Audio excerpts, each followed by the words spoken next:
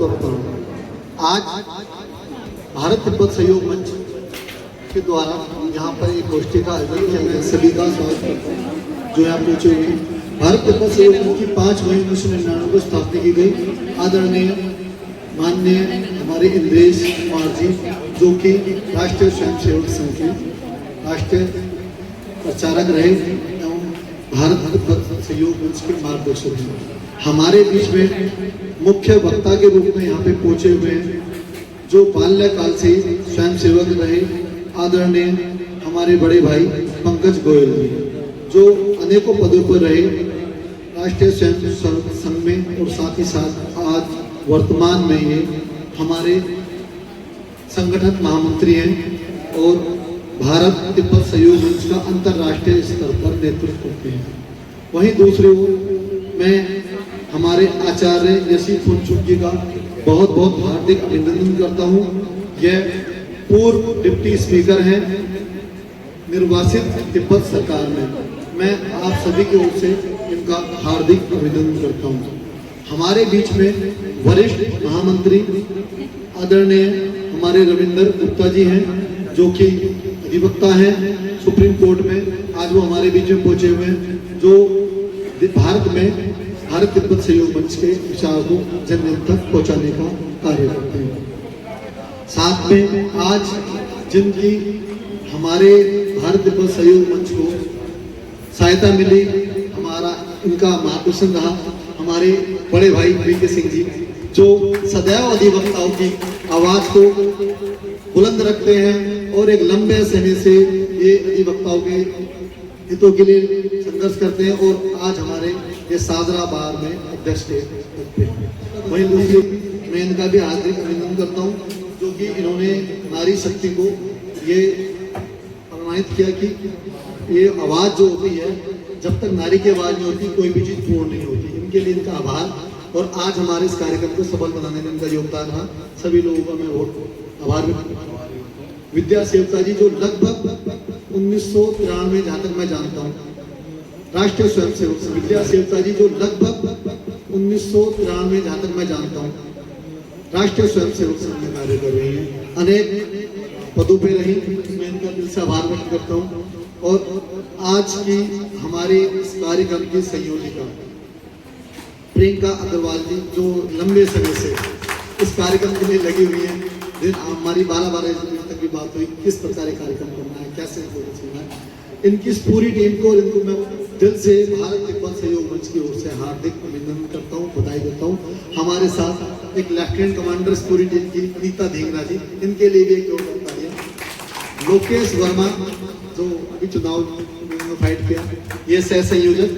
तरनजीत सिंह जी, एक बार ये भी आज इस कार्यक्रम के सह संयोजक हैं। साथ में अनीता जी हमारे बीच में है, गुप्ता जी, वो भी बता दें कि एक अधिवक्ता ही है जिसके आगे लर्नेड लिखा जाता है, लर्नेड काउंसिल। लर्नेड काउंसिल मतलब ये कि हमें सभी विषयों की थोड़ी थोड़ी या ज्यादा या अच्छे से जानकारी है। जब भी हमारे पास कोई क्लाइंट आता है तो उसे पता होता है कि भाई हमारे अधिवक्ता है, उन्हें सब विषय की जानकारी है। उन्हें सिविल की भी नॉलेज है, वो क्रिमिनल की भी नॉलेज है, उन्हें डोमेस्टिक वायलेंस के केस की भी नॉलेज है, आर्बिट्रेशन हो गया, लेबर मैटर्स हो गए, number of cases are there. तो वो एक माइंड मेकअप करके आता है कि मेरा अधिवक्ता है, उसे सब चीजों की जानकारी है, और वो एक आस लेकर आता है। और ये मानसरोवर का जो विषय है, अगर हम अधिवक्ता गणों में हम जो है आज जो हम लोग बैठे हुए हैं, मानसरोवर के राज्य जो है वो तिब्बत के एरिया में पड़ता है, बाकी के राज्य जो है हमारे उत्तराखंड और हिमाचल में है।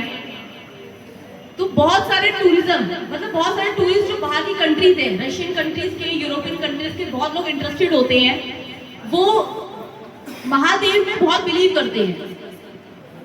अगर देखा जाए कि अगर तिब्बत में ये मानसरोवर की कैलाश सुचारू रूप से हम इसको किसी तरीके से सहयोग करके इसकी शुरुआत कर सके, तो ये सिर्फ विषय भारत का या तिब्बत का नहीं रह जाएगा, ये पूरे संसार का विषय होगा। ये उन लोगों की आस्था का विषय है, उन यूरोपियन कंट्रीज या रशियन कंट्रीज या जो और कुछ कंट्रीज हैं जो लोग महादेव में इंटरेस्ट रखती है, आस्था रखती है, ये उनका भी विषय है। और मैं यही कहना चाहूंगी कि सिर्फ अगर हम कुछ लोगों को इस विषय के बारे में, जैसे मैं मैंने कोशिश करी कि हम यहाँ पे कड़कड़डुमा कोर्ट में लोगों को जागरूक कर सके। आपने 5-10 लोगों को भी जागरूक किया तो हम अपने महादेव को मुक्त कर सकेंगे। चीन स्वागत है, मैं इनका स्वागत करूंगी। मैंने कहूंगी कि हर्षिता जी आप स्टेज पे आए, जिनसे मैं इनका स्वागत करता हूँ।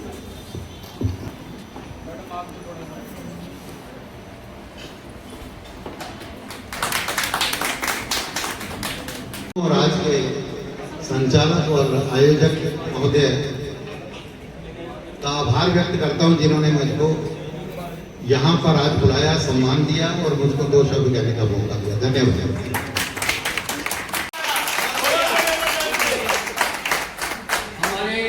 हमारा सौभाग्य है, हमारी बारगाह कि हमारे बीच में इतनी बड़ी बड़ी हस्तियां मौजूद हैं। मैं अपनी तरफ से, अपनी पूरी बार की तरफ से और सभी मेंबर जितने बैठे हैं सबकी तरफ से उनका बहुत बहुत धन्यवाद करता हूँ। आजादी की तरफ ये जो भारत तिब्बत सहयोग मंच है, मेरे ख्याल से मैंने फर्स्ट टाइम सुन रहा हूँ और हमारे बीच में अनिता मैडम और हमारी जॉइंट सेक्रेटरी प्रियंका मैडम ने आपने बताया, मैंने कहा बिल्कुल ही नया विषय है तो कहते हमें अलाउ कर दे। मैं अलाउ नहीं, आपने जो कह दिया फाइनल है कि शाहजहाबाद। अधिवक्ता और अतिथियों का बहुत बहुत अभिनंदन, सबको वंदन है। आज सौभाग्य से भारत तिब्बत सहयोग मंच के द्वारा शाहदरा कोर्ट में, कड़कड़डुमा कोर्ट में ये विचार गोष्ठी का आयोजन किया गया है। ये पहली बार हुआ है। दिल्ली के किसी कोर्ट में दूसरा कार्यक्रम है, इससे पहले एक बार दिल्ली हाई कोर्ट में हुआ था। कि आज ये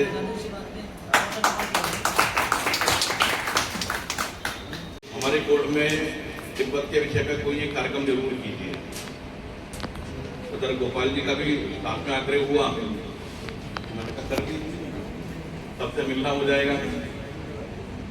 मैंने कहा वैसे अधिवक्ताओं को तो कुछ बोलने सुनाने की आवश्यकता नहीं है, क्योंकि वो पूरे दिन भर रोज उनका काम ही यही है बोलने का। जसवंत सिंह उत्तर प्रदेश उत्तराखंड का सैनिक था। जब भारत के सभी सैनिक वीर गति को प्राप्त हो गए तो अकेला जसवंत सिंह वहां पर बचा। 72 घंटे लगातार भूखे प्यासे रहकर बिना सोए जो अपने जवान वीर गति को प्राप्त हुए, उनकी बंदूकें अलग अलग पहाड़ी पर लगा करके 72 घंटे भागता रहा। कभी इस बंदूक से, कभी इस बंदूक से, कभी इस बंदूक से गोली चलाता रहा। और चीन की बहुत बड़ी सेना सर्रे के उस पार खड़ी थी और उनको ये मुगालता रहा कि भारत की बहुत बड़ी टुकड़ी यहाँ पर है। लेकिन उसने भी पूरी ईमानदारी के साथ में, पूरी निष्ठा के साथ में मातृभूमि की रक्षा के लिए 72 घंटे लगातार लड़ता रहा। लेकिन अपने देश में हर काल में जैसे हुए हैं, वहां पर किसी ने मुखबरी की चीन की सेना को जाकर, अबे तुम किससे लड़ रहे हो? वो तो एक अकेला व्यक्ति है। चीन की सेना आगे बढ़ी, गोलियों से भून दिया और उनकी गर्दन को काट करके ले गए। तो बाद में उस स्थान का नाम रखा जसवंत सिंह। तो उसके बाद वहां के सेना ने वहां पर जसवंत सिंह जी का मंदिर बनाया। आज वहां पर मंदिर बना है, उनकी प्रतिमा लगी है। भारत तिब्बत सहयोग मंच हर वर्ष पिछले 14 वर्षों से, अब 15वां वर्ष है, 15वीं यात्रा होगी, जो तवांग तीर्थ यात्रा करके पूरे देश भर से 300 से 400 लोगों को ले जाते हैं। मकसद यही है कि वहां पर लेकर के जाना, चीन को संदेश देना और जो भारत के सैनिकों ने 1962 में अपनी वीरता का परिचय दिया, उनको नमन करना, उनकी वीरता के जो चिन्ह वहां स्थापित हैं, उनको वहां पर जाकर के देखना, दिखाना। सोच कहने में नकल वाली रहती है, जो दूसरा कर रहा है हम भी उसको अपना लें, हम भी जरा पाश्चात्य संस्कृति को अपना लें, वहाँ के भाव को, वहाँ की विचारधारा को, वहाँ की संस्कृति को अपना लें।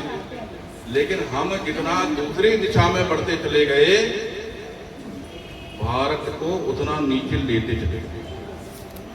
तो अब समय है, पिछले कुछ वर्षों में जो एक राष्ट्रभक्ति का जो भाव जागृत हुआ है फिर दोबारा से भारत के लोगों में, उसको बना करके रखना है, उसको और आगे बढ़ाना है। राष्ट्र के प्रति अपना पूरा समर्पण भाव किस प्रकार से हो सकता है उसे करना है। तभी जो भारत के प्रधानमंत्री जी ने एक लक्ष्य भारत की जनता को दे दिया। उन्होंने ये नहीं कहा कि मेरा लक्ष्य है, उन्होंने कहा ये भारत का लक्ष्य है, 2047 में भारत विकसित भारत के रूप में। ये उस एक अकेले व्यक्ति का लक्ष्य नहीं है, ये लक्ष्य भारत के 140 करोड़ लोगों का लक्ष्य है। भारत को आत्मनिर्भर भारत बनाना कैसे बनेगा? ब्रांडेड सामान खरीद के तो नहीं बनेगा।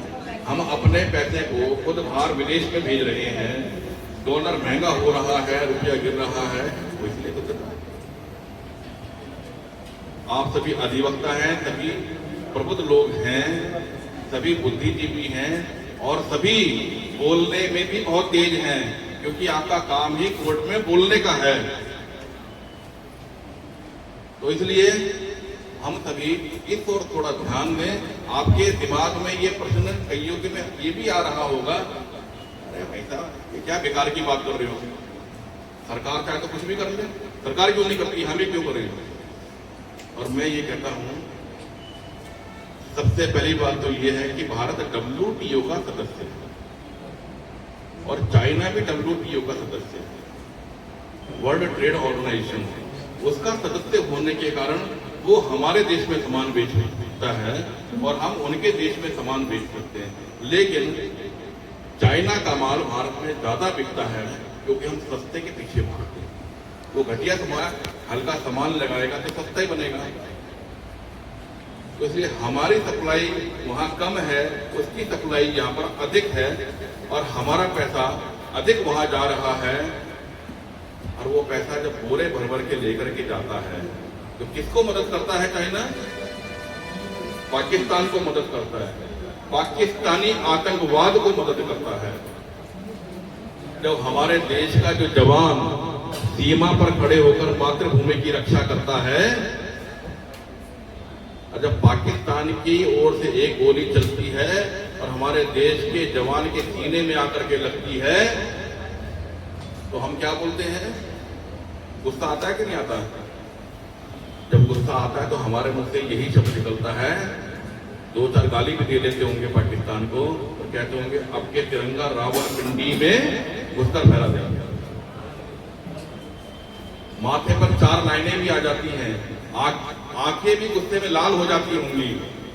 लेकिन कभी ये विचार किया है, ये चिंतन किया है कि आज हमारा जो सीमा पर खड़ा हुआ सैनिक पाकिस्तान की ओर से चलती हुई गोली का शिकार हुआ, वीर गति को प्राप्त हुआ, शहीद हो गया, उसने मातृभूमि के लिए बलिदान दे दिया, वो कैसे हुआ? जो चाइना ने उसको सहयोग किया था। और चाइना को सहयोग किसने किया? मैंने और आपने तो किया, जो चाइना का माल खरीदा। तो यानी कि दोषी कौन हुआ? मैं और आप दोषी हुए कि जो हमने चाइना का माल खरीद के करोड़ों करोड़ों रुपया जो बोरे में भर के चाइना ले गया, उसी पैसे से मदद की।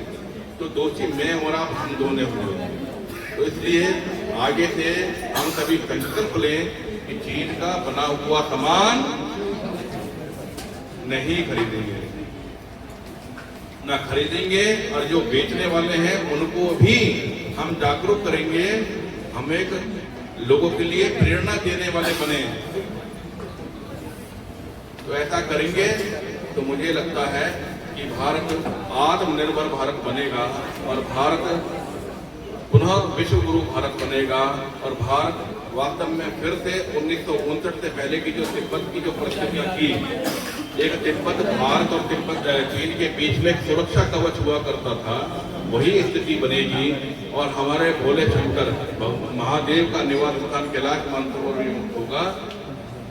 इसी आशा और विश्वास के साथ में आपका बहुत समय लिया, आपका बहुत बहुत धन्यवाद, बहुत बहुत धन्यवाद। आज के इस कार्यक्रम में पधारे हुए मंच पर आसीन हमारे संगठन महामंत्री भारतीय बसल मंच के श्रीमान पंकज गोयल जी, साथ में उनके विराजमान हैं जो तिब्बत एक्साइज गवर्नमेंट में सभापति रहे।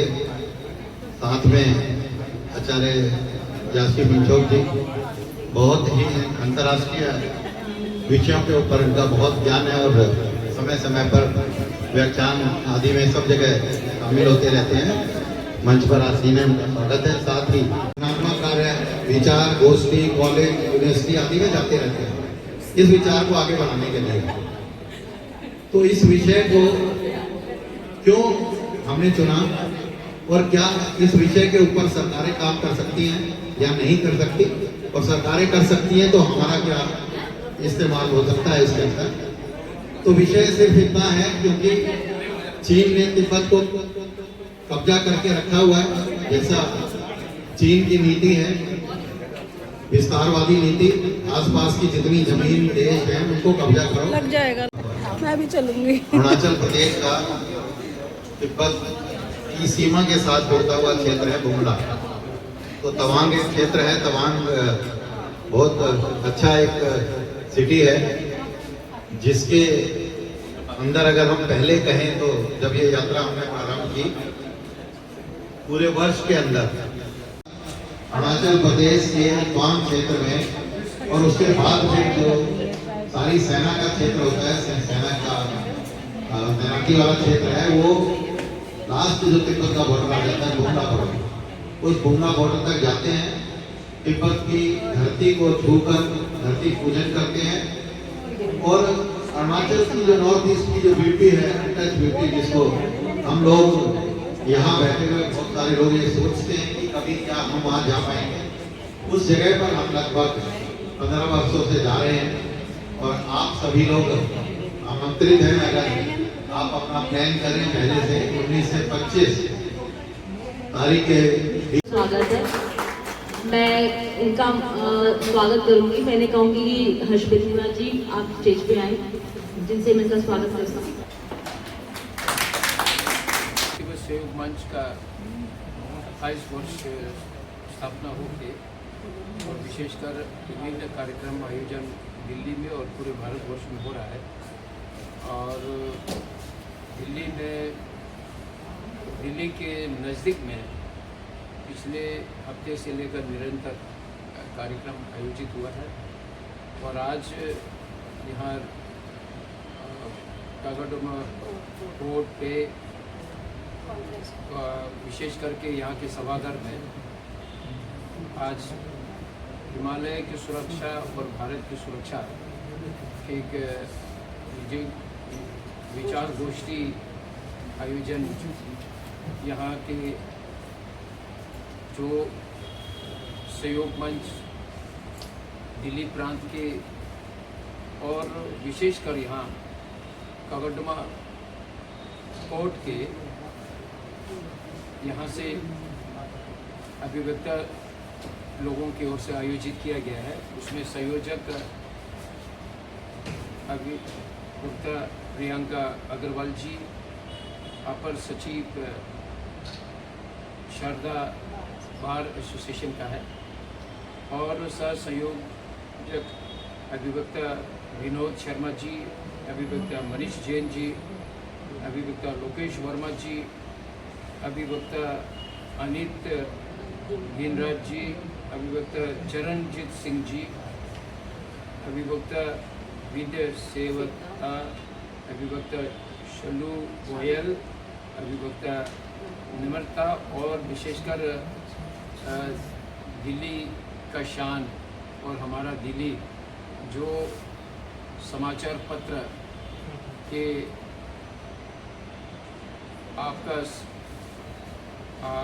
यहाँ पूरे संस्था से जुड़े हुए और संयोजक हमारे गोपाल राजपूत जी, आपने यहाँ काफ़ी पूरे कार्यक्रम को लोगों तक पहुँचाने का यहाँ समाचार के माध्यम से और आयोजन करने के लिए मुझे बहुत ही यहाँ शुरू से अंत तक सुनने को, देखने को और आयोजन में सभागार में उपस्थिति को देखकर बहुत ही मैं धन्यवाद करना चाहूँगा और साधुवाद करना चाहूँगा, क्योंकि लगभग निवासी तिब्बत में रहते हुए अनेक संगोष्ठी आयोजन होता है, परंतु जो 1960 में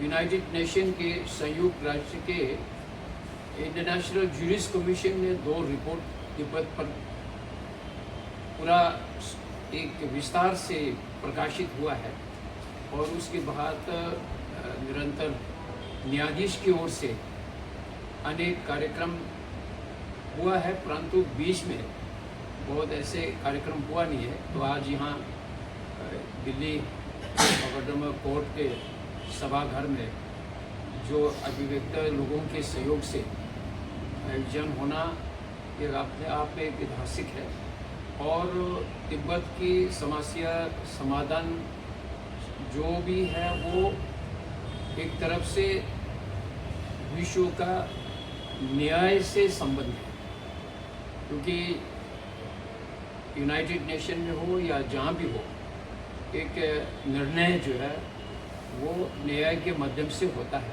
तो इसलिए जो अगर अभिव्यक्त लोगों और न्यायाधीश के लोगों की ओर से तिब्बत की सुरक्षा, भारत की सुरक्षा, हिमालय की सुरक्षा जब जानेंगे तो उससे दुनिया के लोगों तक, भारतवासियों का एक वास्तविकता जो है वो एक पहुंचा सकेंगे। तो इसलिए मैं आप सबको बहुत बहुत धन्यवाद करना चाहूँगा।